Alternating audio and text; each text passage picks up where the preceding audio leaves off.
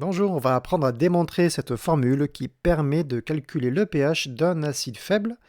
Et ensuite, on va apprendre à représenter le diagramme de prédominance et à s'en servir. On a donc cette équation, on a l'acide HA qui réagit avec l'eau pour donner la base A- et les ions H3O+. Et il faut donc démontrer cette formule qui permet de calculer le pH d'un acide faible. Vous voyez, c'est un acide faible, donc il y a une double flèche, donc on atteint un équilibre où il y a à la fois les produits, A- et H3O+, mais aussi encore des réactifs, l'acide HA, qu'on retrouve donc dans cette formule. Donc une formule qui est très importante. Pour la démontrer, on commence par celle que l'on connaît, pH égale moins log de la concentration en ion H3O+, divisé par la concentration standard, qui vaut 1 mol par litre moins 1. Le problème, c'est que je n'ai pas la concentration H3O+. Pour aller la chercher, on va se servir de la constante d'acidité. Donc on multiplie un K, il faut savoir l'écrire, c'est la multiplication des concentrations des produits divisé par les concentrations des réactifs. Ici, il n'y a pas l'eau, parce que l'eau est le solvant, donc en excès. Donc on ne le met pas dans la constante d'acidité. Donc voilà, nous on a le H3O+, qui nous intéresse, donc on l'isole. J'ai isolé la concentration en ion H3O+, mais moi je veux le pH. pH c'est moins log d'H3O+. Mais comme j'ai fait moins log à gauche, je fais aussi moins log à droite. Donc là j'ai le pH, donc je remplace moins log d'H3O+ par le pH, et j'ai toute cette écriture. Alors, pour simplifier, on va se servir d'une égalité mathématique qui dit que log de A fois B, c'est égal à log de A plus log de B.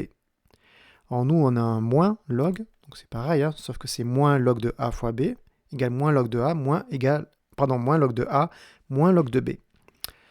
Alors j'y vais, j'applique cette égalité, donc moins log de A, moins log de B. Vous voyez, A et B, j'ai mis les couleurs évidemment, vous l'avez vu, j'espère. Pourquoi j'ai fait ça? Parce qu'en fait, vous voyez ici, on a moins log de Ka, et c'est le pKa, c'est la définition même du pKa, c'est moins log de Ka. Donc je vais remplacer moins log de Ka par pKa. Voilà, ça c'est fait. Et ensuite, il y a ce moins qui m'embête un peu, je voudrais un plus.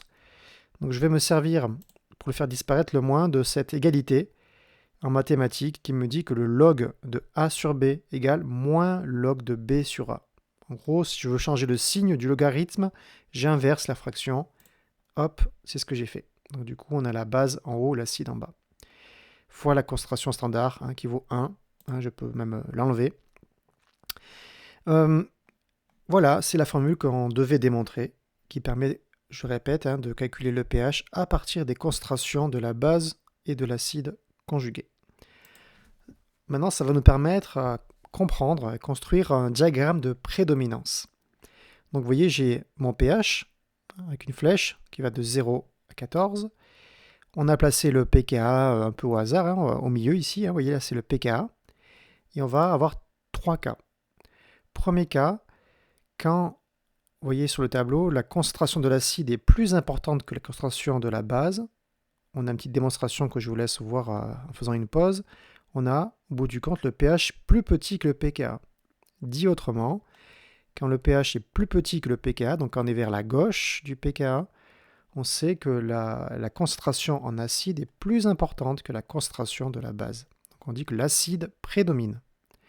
Deuxième cas, qui est le cas inverse, quand ce coup-ci c'est la concentration de la base qui est plus grande que la concentration de l'acide, on a le pH qui est plus grand que le pKa.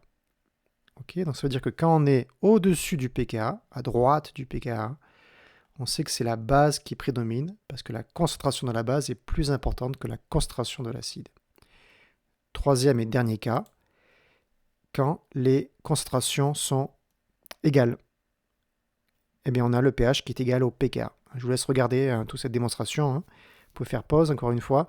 Donc, je sais qu'au pKa, on a l'égalité des deux concentrations de l'acide et de la base.